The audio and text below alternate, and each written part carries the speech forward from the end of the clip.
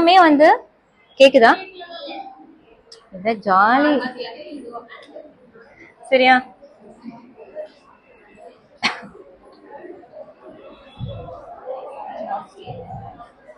Okay ma'am, no problem. Okay, listen. Mic இருக்கும்போதே பேசி முடிச்சிடலாம். ஸோ செல்ஃப் ரெஸ்ட் எக்ஸாமினேஷன் எப்படி பண்ணலாம் அப்படின்னு பார்க்கலாம். நீங்க என்ன பண்ண போறீங்க, அதுதான் பண்ண போறீங்க. நிறைய டெக்னிக்ஸ் இருக்கு. Okay, have a smiling face. You are learning something you wanted to learn. இது ஒன்றும் அருவருப்பான விஷயங்கள் கிடையாது. ஓகேயா? It is nothing like. Okay, speaker தேவையில்லை. Okay, I will talk.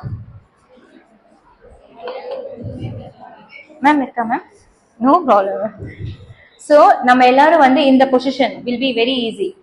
இவங்க எப்படி படுத்திருக்காங்க?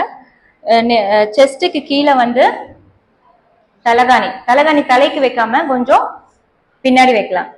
பின்னாடி வச்சுட்டு if you want to examine left side பார்க்கணும்னா லெஃப்ட் சைட் கையை எடுத்து இப்படி காதோட்டி, இப்ப ரைட் சைட்னா ரைட் சைட் காதோட்டி.